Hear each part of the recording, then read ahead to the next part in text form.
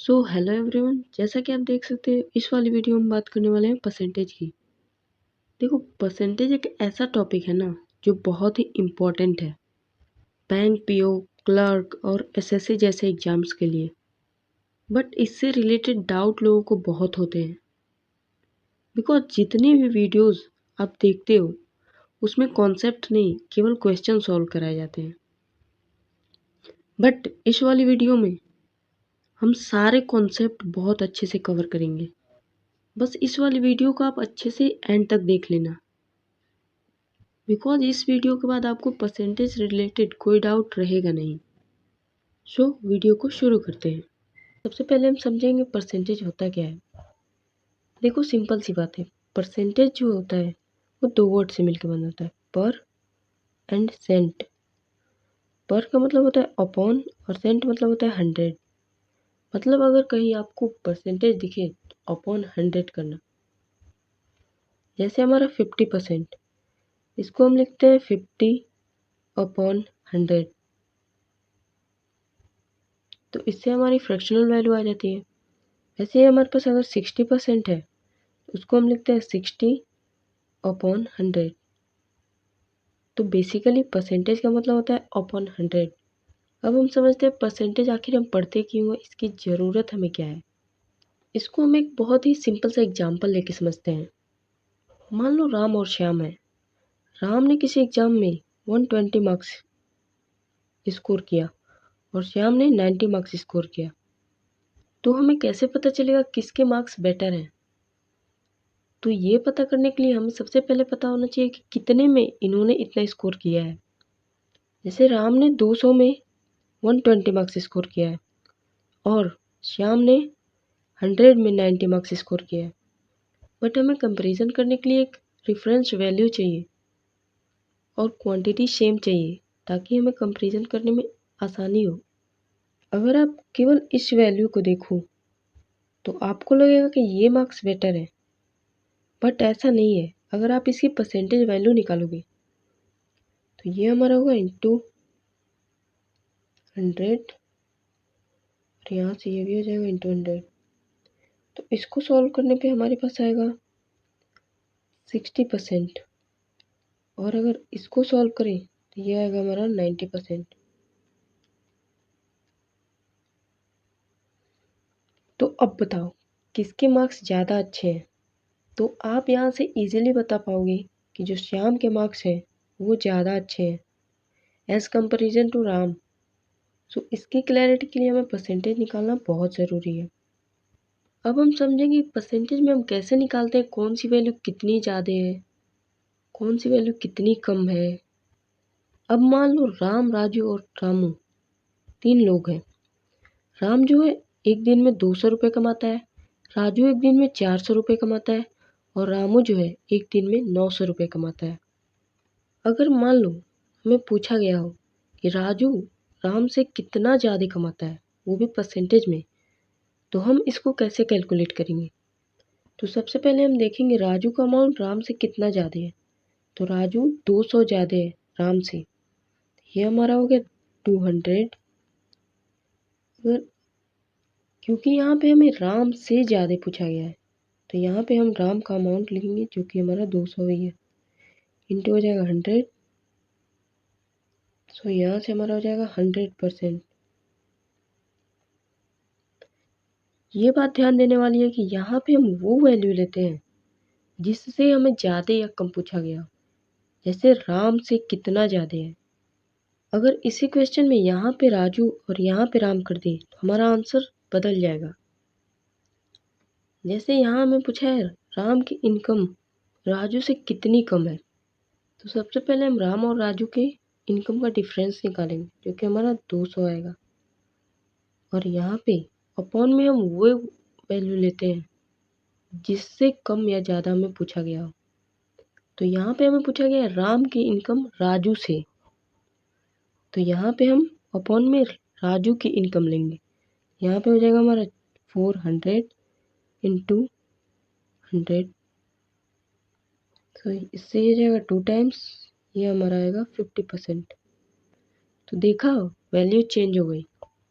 यहाँ बस एक ही चीज़ ध्यान देने वाली है, यहाँ जो वैल्यू है वो हमें देखनी किससे ज़्यादा है या किससे कम है। जिससे भी कम या ज़्यादा पूछेगा उसको हम यहाँ पे रखेंगे। ये तो बात हो गई कि मोर और लेस देन वैल्यूज़ कैसे फाइंड करते हैं परसेंटेज में। अब हम देखेंगे कि हम परसेंटेज चेंज कैसे निकालते हैं। जैसे ये वाला क्वेश्चन है, रवि's income was 20,000 and his income got increased by 25%। मतलब रवि की इनकम 20,000 थी और उसकी इनकम, अगर रवि की इनकम को 25% से इंक्रीज कर दिया जाए तब उसकी इनकम क्या होगी। तो उसके लिए हम 20,000 का 25% निकालेंगे। यहाँ से हो जाएगा 25/100 इंटू 20,000। ये हमारा जाएगा, यहाँ से हमारा आएगा 5,000। मतलब अब उसकी इनकम 5,000 इंक्रीज हो गई है, तो अब उसकी इनकम जो होगी 25,000 होगी। तो उसकी इनिशियल इनकम जो है वो है 20,000 और जो न्यू इनकम आई है वो हमारा है 25,000। अगर हम इन दोनों का रेशियो लें, ये हमारा कैंसिल हो जाएगा, 5 से ये जाएगा 5 टाइम्स, यहाँ आएगा 4। मतलब 4 और 5 की रेशियो आ रही है। लेकिन अगर हमें इसको डायरेक्ट कैलकुलेट करना हो तो कैसे करेंगे। देखो हमारा जो बेस है वो हमारा 100% है। मतलब ये 20,000 हमारा 100% की वैल्यू है। अगर उसमें 25% इंक्रीज किया जा रहा है तो 25% इसमें ऐड होगा, तो ये हमारा हो जाएगा 125%। मतलब इनिशियल वैल्यू का अगर 125% निकालें तो हमारी न्यू वैल्यू निकल आएगी। सो न्यू वैल्यू इक्वल हो जाएगा 125% ऑफ इनिशियल। अगर अगर आप इस वैल्यू को फ्रैक्शन में चेंज करो तो आपको ये वाली रेशियो मिलेगी। सो आप इतना किए बिना डायरेक्ट इसको निकाल सकते हो, इस वाली वैल्यू को। अगर इसी क्वेश्चन में हमें डिक्रीज वैल्यू निकालनी हो तो वो कैसे निकालेंगे।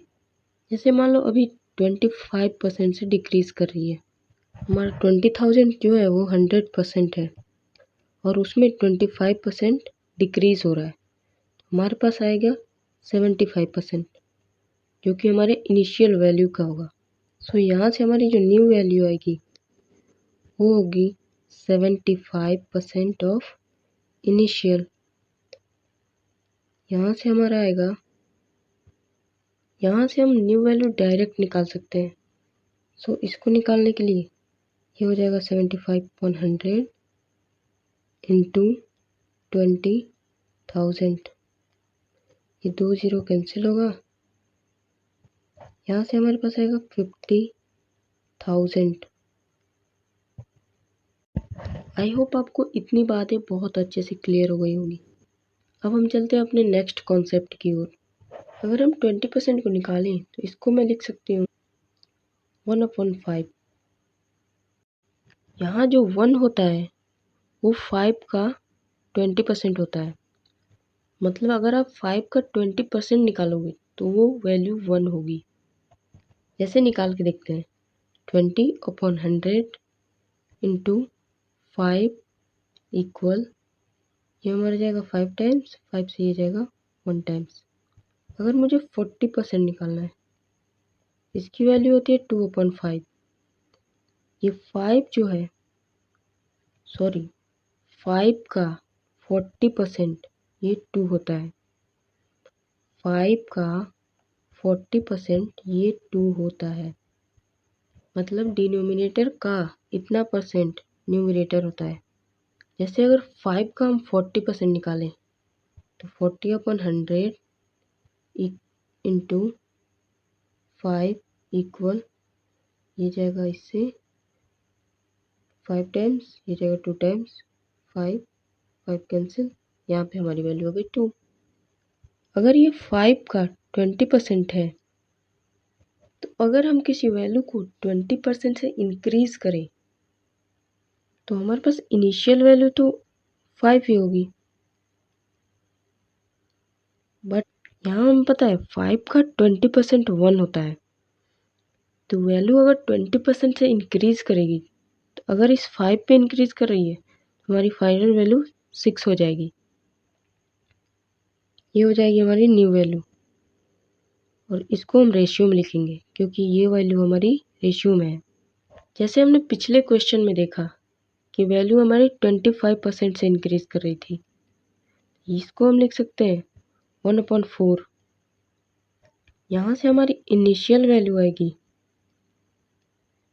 वो तो 4 ही रहेगी, और 4 का जो 25% है वो 1 होता है। सो यहाँ से हमारी जो न्यू वैल्यू आएगी वो 5 आएगी, क्योंकि ये 25% से इंक्रीज कर रहा था। और पिछले क्वेश्चन में हमने निकाला भी है, जो इनिशियल और न्यू की जो रेशियो आती है वो 4 और 5 आएगी। सो इस कॉन्सेप्ट से हम ये वाली वैल्यू डायरेक्ट लिख सकते हैं, हमें उतना सब निकालने की ज़रूरत ही नहीं पड़ेगी। जैसे अगर कोई वैल्यू 40% से इंक्रीज कर रही हो तो इनिशियल और न्यू की जो रेशियो होगी, इनिशियल हमारा होगा 5 और न्यू हमारा होगा, उसमें 2 ऐड करेंगे क्योंकि हमारा 7 होगा। वैसे ही अगर ये 40% से डिक्रीज करेगी, यहाँ पे हमारा 5 होगा, क्योंकि यहाँ पे डिक्रीज कर रही है तो वैल्यू 5 से 2 डिक्रीज करेगी, यहाँ पे आएगा 3। बस आप ध्यान से देखते जाओ, आपको सारी चीज़ें बहुत अच्छे से समझ में आएंगी। तो सबसे पहले हम ये वाला स्ट्रक्चर क्लियर करते हैं, फिर इस वाले पे आएंगे। सो इस वाले स्ट्रक्चर में क्या हो सकता है, जैसे इसको लिख सकते हैं 40 इंटू 5 इक्वल 200। अगर मैं इस 40 को 25% से इंक्रीज कर दूं, तो 25% की जो फ्रैक्शनल वैल्यू होती है वो होती है 1/4। मतलब इसको मैं 1/4 से इंक्रीज कर दूं, 40 की जो 1/4 वैल्यू होती है वो होती है 10। मतलब 40 को 10 से इंक्रीज कर दूं तो हमारे पास आएगा 50। क्योंकि हमें ये वैल्यू कांस्टेंट रखनी है तो यहाँ पे हमारा 200 ही रहेगा। तो अगर मैं आपसे पूछूं कि 50 में किससे मल्टीप्लाई करें कि हमें 200 मिल जाए, तो आपका आंसर 4 होगा। तो यहाँ पे हो जाएगा 4। 50 इंटू 4 करने पे हमें 200 मिलेगा। अब यहाँ पे हम देख सकते हैं ये वाली वैल्यू हमारी 1 से डिक्रीज हुई है, और ये जो 1 है वो 5 का 1/5 है। मतलब अगर हम इस वैल्यू को 1/4 से इंक्रीज करते हैं तो दूसरी वाली वैल्यू 1/5 से डिक्रीज होगी। मतलब अगर आपको जब भी a into B equal constant वाला केस मिले और उसमें एक वैल्यू x/y से इंक्रीज कर रही हो, तो दूसरी वाली वैल्यू जो है ऑटोमेटिक x/x+y रेशियो में डिक्रीज करती है। जैसा कि आप इस एग्जांपल में देख सकते हो, ये वाली वैल्यू 1/4 से इंक्रीज कर रही है और ये वाली वैल्यू 1/4+1 से डिक्रीज कर रही है। सो आपको जब भी a into B equal to C वाला केस दिखे, मतलब ये वाला स्ट्रक्चर दिखे और उसमें एक वैल्यू x/y रेशियो से इंक्रीज कर रही हो, तो दूसरी वाली वैल्यू x/x+y से डिक्रीज करेगी। ये कॉन्सेप्ट आपको ध्यान रखना है। अगर 20 इंटू 5 100 है तो 10 इंटू 10 भी तो 100 है। अगर 20 इंटू 5 100 है तो 10 इंटू 10 भी तो 100 ही है। ये जो हमारा है वो 10 से इंक्रीज कर रहा है 20 पे, तो यहाँ से हो जाएगा 10/20 और यहाँ से होगा हमारा 1/2।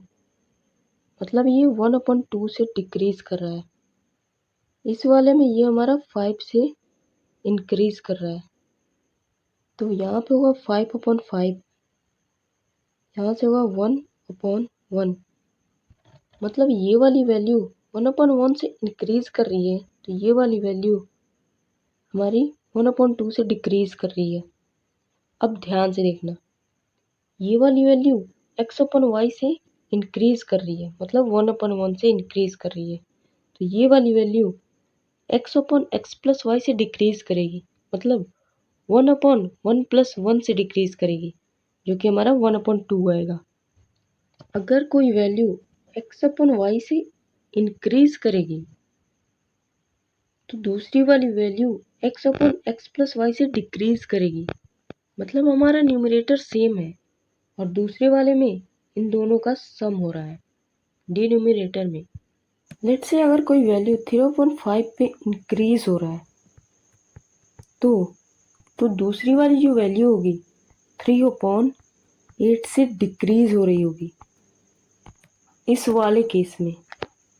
ऐसे ही अगर कोई वैल्यू 2/3 से इंक्रीज कर रही है तो दूसरी वाली वैल्यू 2/5 से डिक्रीज करने लगेगी। बट उसके लिए a into B equal constant होना ही चाहिए। लेट्स सी अगर कोई वैल्यू 3/5 से इंक्रीज कर रही हो तो दूसरी वाली जो वैल्यू होगी वो 3/8 से डिक्रीज करेगी। अगर कोई वैल्यू 2/5 से इंक्रीज कर रही है तो दूसरी वाली वैल्यू 2/7 से डिक्रीज करने लगेगी। बट उसके लिए हमें a into B equal to constant होना ही चाहिए। इसका जो एप्लीकेशन है वो इतना ब्रॉड है ना कि आप सोच नहीं सकते। जैसे मान लो मैंने किसी प्रोडक्ट का प्राइस 20% से इंक्रीज कर दिया, अब मैं इसका कंजप्शन कितना डिक्रीज करूं जिससे हमारा जो एक्सपेंडिचर है वो सेम रहे। हमें पता है प्राइस इनटू कंजप्शन इक्वल होता है एक्सपेंडिचर। हमने प्राइस को 20% से इंक्रीज किया है और हमारा जो एक्सपेंडिचर है वो सेम है, मतलब पहले जितना था उतना ही अब भी है। सो हमें दिख रहा है ये वाली जो कंडीशन है हमारे इस वाले स्ट्रक्चर को फॉलो कर रही है। सो अगर प्राइस 1/5 से इंक्रीज कर रही है तब जो कंजप्शन होगी वो 1/6 से डिक्रीज करेगी। तो ऐसे क्वेश्चन आपको एग्जाम्स में देखने को मिलेंगे। इस वाले स्ट्रक्चर का जो एप्लीकेशन है वो ऐसे बहुत सारे इक्वेशन पे फॉलो होता है, जैसे अभी हम देखेंगे। अब अगर मान लो हमें ये वाली वैल्यू दी गई हो और हमें ये फाइंड करना हो, जैसे मान लो हमें दिया गया है कंजप्शन को मैंने 1/6 से डिक्रीज किया है, तो प्राइस को मैं कितना इंक्रीज करूं जिससे हमारा एक्सपेंडिचर जो हो वो सेम हो। ये हमारा 1/6 से डिक्रीज कर रहा है। हमें फाइंड करना है प्राइस कितने से इंक्रीज करेगा। तो दोनों केस में हमारा न्यूमरेटर तो सेम ही है, यहाँ पे हो जाएगा 1/, इन दोनों का जो सम होता है वो ये आता है। तो अगर मैं इस वाले में से इसको माइनस कर दूं तो हमारे पास ये वाली वैल्यू आ जाएगी, यहाँ पे हो जाएगा 5। मतलब अगर कोई वैल्यू x/y से डिक्रीज कर रही है तो इस केस में जो सेकंड वाली वैल्यू होगी वो x/y-x से इंक्रीज करेगी। ये एक बहुत ही अच्छा सा कॉन्सेप्ट यहाँ से हमें निकल के आया।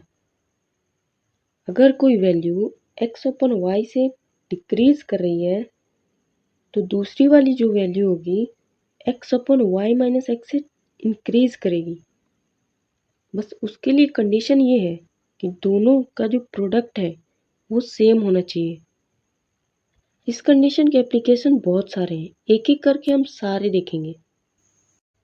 अब हम देखेंगे ये वाली हमारी जो कंडीशन है वो कहाँ कहाँ वर्क करती है, इसको हम कहाँ कहाँ अप्लाई कर सकते हैं। जहाँ जहाँ हमें a into B equal to constant दिखेगा वहाँ वहाँ हमें ये वाली कंडीशन अप्लाई कर सकते हैं। जैसे स्पीड इंटू टाइम इक्वल होता है डिस्टेंस, वहाँ ये काम करेगा।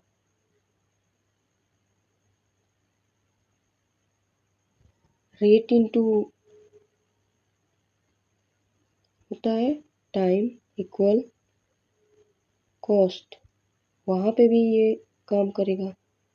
इफ़िशियंसी इंटू टाइम इक्वल होता है वर्क, वहाँ पे भी ये हमें काम करेगा। अगला हमारा है length into breadth equal to area, वहाँ पे भी हम इसको अप्लाई कर सकते हैं। जैसे average equal number of element into equal होता है टोटल वैल्यू, वहाँ पे भी हम इसको अप्लाई कर सकते हैं। और लास्ट हमारा है rate into quantity equal expenditure, जो अभी हमने पढ़ा। सो हम इतने कंडीशन में इस वाले कंडीशन को अप्लाई कर सकते हैं और इससे रिलेटेड क्वेश्चन आपके एग्जाम्स में बहुत आते हैं। ये वाली चीज़ तो हमें अच्छे से क्लियर हो गई। अब अगर कोई वैल्यू जैसे 100 है, वो 100 से 120 हो रही है, सो यहाँ पे इंक्रीज हो रहा है 20% का। 20% मतलब 1/5। सो मैं इस वैल्यू को कितने से डिक्रीज करूँ ताकि मैं यहाँ पे आ जाऊँ, मतलब मुझे 100 मिल जाए। सो यहाँ पे इस वैल्यू को मैं 1/6 से डिक्रीज करूँगी। ये वैल्यू हमारी डिफरेंट इसलिए आ रही है क्योंकि हमारी बेस वैल्यू डिफरेंट हो जा रही है। तो आप देख रहे हो यहाँ से 1/5 से ये इंक्रीज हुआ और फिर 1/6 से डिक्रीज हुआ। यहाँ पे हमें कुछ चीज़ें जानी पहचानी सी लग रही हैं। मतलब अगर कोई वैल्यू x/y से इंक्रीज हो रही है, तो इस केस में जो हमारी इंक्रीज वैल्यू है वो x प्लस वाई से डिक्रीज करेगी हमारी पहले वाली वैल्यू लाने के लिए। सो हमने जो अभी कंडीशन पढ़ा वो इस वाले पे भी अप्लाई हो रहा है। अगर कोई वैल्यू किसी रेशियो में इंक्रीज कर रही है तो हम इजीली बता पाएंगे कि वो वैल्यू जो है इंक्रीज हुई है वो किस रेशियो में डिक्रीज करेगी। सो अब तक तो हमने वो वाली कंडीशन पढ़ी जिसमें a इंटू बी का जो प्रोडक्ट था वो कांस्टेंट आ रहा था, मतलब चेंज नहीं हो रहा था। अब हम देखेंगे कि ये वैल्यू चेंज कब होती है। सो अभी अभी हमने पढ़ा प्राइस इंटू कंजप्शन इक्वल होता है एक्सपेंडिचर। अगर मैं प्राइस को 10 लूँ, कंजप्शन को 1, तो यहाँ से हमारा एक्सपेंडिचर आएगा 10। अगर प्राइस को 10% से इंक्रीज किया जाए तो ये हमारा होगा 11। अब अगर मैं एक्सपेंडिचर को 20% से इंक्रीज कर दूँ तो ये हमारा आएगा 12। तो हमें फाइंड करना है सी को हम कितने परसेंट से इंक्रीज या डिक्रीज करें। तो इसको मैं ले सकती हूँ सी इक्वल 12। यहाँ से हमारे सी की जो वैल्यू आएगी वो आएगी 12/11। अगर यहाँ आप देखोगे तो सी की जो वैल्यू है वो 1 से ज़्यादा है, मतलब सी की वैल्यू इंक्रीज हो रही है। सी 11 से 12 हो रहा है, मतलब आप कह सकते हो कि इस 1 को हमें 1/11 से इंक्रीज करना होगा, तब यहाँ पे जो वैल्यू आएगी वो इस इक्वेशन को सेटिस्फाई करेगी। आप इसको एक और तरीके से कर सकते हो, जैसे यहाँ पे जो वैल्यू है 10 पे एक इंक्रीज हो रही है, तो यहाँ से आप लिख सकते हो 11/10। ये हो जाएगा इंटू सी इक्वल, यहाँ पे 5 पे 1 का इंक्रीज हो रहा है तो यहाँ पे हो जाएगा 6/5। ये हमारा जाएगा 2 टाइम्स। अब यहाँ से भी आप सी की वैल्यू निकालो तो हमारा आएगा 12/11, मतलब 11 पे 1 का इंक्रीज करेंगे तो 12 आएगा। हमें इस 1 को 1/11 से इंक्रीज करना है। अगर आप 1/11 की परसेंटेज वैल्यू देखोगे तो ये होती है 9.09%, मतलब हमें इस 1 को 0.09% से इंक्रीज करना होगा, तब जाके हमारी ये वाली कंडीशन सेटिस्फाई होगी। अब अगर यहाँ पे आप सक्सेसिव भी लगाओगे तो आपको वैल्यू इतनी ही मिलेंगी। अगर आप सक्सेसिव लगाओगे, आप यही ना करते हो a plus B plus AB upon 100। So अगर हम इन दोनों पे सक्सेसिव लगाएं तो ये हमारा होगा 10% प्लस ये हमारा होगा 9.09% प्लस होगा 9.09 इंटू 10/100। यहाँ से हमारा जाएगा 0 से 1 0, इसको हम ऐड करेंगे तो यहाँ से हमारा आएगा 19.09 प्लस यहाँ से हमारा हो जाएगा 0.909। अगर आप इसको सॉल्व करोगे तो हमारे पास वैल्यू आएगी 20। मतलब हमारा जो ओवरऑल इंक्रीज हुआ है वो 20% का हुआ है, और यहाँ पे हमने 20% मान के ये वैल्यू फाइंड की थी। सो आप इसको सक्सेसिव से भी निकाल सकते हो। आई होप यहाँ तक आपके सारे कॉन्सेप्ट बहुत अच्छे से क्लियर हुए होंगे। अब हम चलते हैं अपने नेक्स्ट स्ट्रक्चर की ओर, जो कि हमारा है A+B इक्वल कॉन्स्टेंट।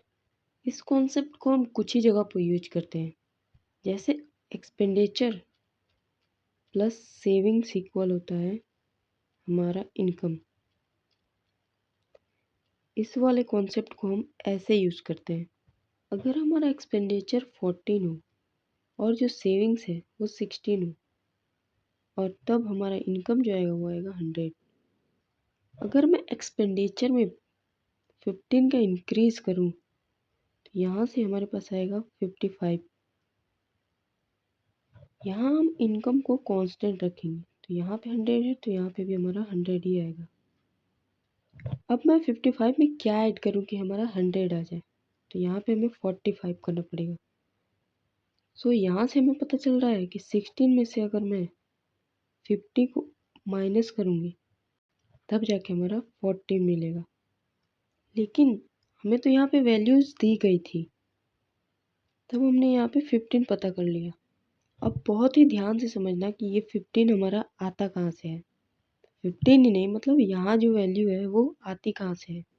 अगर आप इसका पॉजिटिव डिफरेंस देखो तो ये हमारा है 10 का।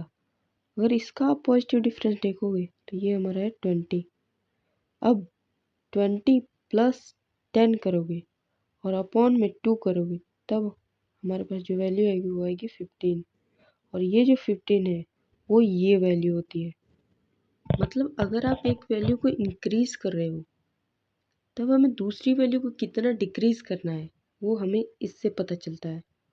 मतलब इस वाले में एक कॉन्सेप्ट तो क्लियर है, अगर आप इधर 50 का एडिशन कर रहे हो तो यहाँ पे आपको 50 का सब्ट्रैक्शन करना पड़ेगा, क्योंकि यहाँ पे जो हमारी ओवरऑल वैल्यू है उसमें कोई चेंज नहीं हो रहा है। मतलब सिंपल सी बात है, अगर एक वैल्यू में आप कुछ ऐड कर रहे हो तो दूसरी वैल्यू में कुछ माइनस करोगे तभी तो ओवरऑल वैल्यू हमारी उतनी ही रह जाएगी ना। मतलब इसमें जितना ऐड करोगे उतना ही इसमें से माइनस करना पड़ेगा। लॉजिकली सोचोगे तो आपको यही मिलेगा। जैसे ये हमारा 20 प्लस 40 इक्वल होता है 16। अब हमें 16 में कोई चेंज नहीं करना है, ये हमारा ऐसे ही है। अगर मैं इसमें 15 का एडिशन कर दूं तो ये हमारा आएगा 35। तो जाहिर सी बात है मुझे इसमें से 15 माइनस करना पड़ेगा, ये हमारा आएगा 25। मतलब इसमें से 15 निकाल के मुझे इसको देना है, तभी तो इस पे हमारा कोई इफेक्ट नहीं पड़ेगा। अगर आप इसमें से इसको 15 दोगे तो इसमें 15 ऐड हो रहा है और इसमें से 15 निकल रहा है, मतलब माइनस होगा। अब हम इसको परसेंटेज में इंक्रीज करेंगे। अगर मैं इसको 20% से इंक्रीज करूं तो ये हमारा आएगा 96। मतलब इंक्रीज कितने का हुआ, 16 का। अब मैं इसको 30% से इंक्रीज करूं, 20 का जो 30% होता है वो होता है 6, तो यहाँ से हमारा आएगा 26। अगर हमें बताना हो कि हम 100 में कितना इंक्रीज करें कि हमारी ये वाली कंडीशन सेटिस्फाई हो, तो सिंपली हमें करना क्या है, 16 और 6 को ऐड करना है जो कि हमारा 22% आएगा। सो हमें 100 को 22% से इंक्रीज करना होगा। सो यहाँ से हमारी वैल्यू आएगी 1 2 2। अगर आप इसको ऐड करो तो भी हमारे पास वैल्यू आएगी 1 2 2। हमने सिंपली क्या किया, 20% इसका निकाला जो कि हमारा 16 आया, 30% 20 का निकाला जो कि हमारा 6 आया। तो इन दोनों को ऐड करने पे हमारे पास ओवरऑल 22% में आएगा। सो यहाँ से हमें पता चल गया कि 100 में हमें कितना इंक्रीज़ करना होगा जिससे हमारी वैल्यू 22% इंक्रीज़ हो जाए। सो यहाँ से हमें पता चलता है कि 100 में हमें कितना इंक्रीज़ करना है जिससे हमें ये वाली वैल्यू सेटिस्फाई हो जाए। तो यहाँ हमें पता चलता है हमें इसमें 22% का इंक्रीज़ करना है। तो 100 का 22% हो जाएगा 122 और इसको ऐड करने के बाद भी वैल्यू आएगी 122। इसको एक और एग्जांपल से समझते हैं। मान लो एक्सपेंडिचर 200 है, सेविंग्स 100 है, तो ओवरऑल इनकम 300 आएगी। अगर मैं 100 में 25% का इंक्रीज़ करूँ तो 100 का 25% तो 25 ही होगा और इंक्रीज़ करने के बाद जो आएगा वो आएगी वैल्यू 125। प्लस है तो प्लस लगेगा। 200 को 30% से इंक्रीज़ करते हैं तो 200 का 30% हो जाएगा हमारे पास 16। और अगर मैं 200 को 30% से इंक्रीज़ कर रही हूँ तो इसमें हमारा 16 ऐड होगा, यह आएगा 260। इन दोनों का जो सम आएगा वो आएगा 85। मतलब हमें इसको 85 से इंक्रीज़ करना है, ये हमारा हो जाएगा 385। सो आई होप आपको परसेंटेज के सारे कॉन्सेप्ट बहुत अच्छे से क्लियर हो गए होंगे। यहाँ तक हमने परसेंटेज को ऑलमोस्ट सारे कॉन्सेप्ट क्लियर कर चुके हैं। सो आज के लिए बस इतना ही, मिलते हैं नेक्स्ट वीडियो में।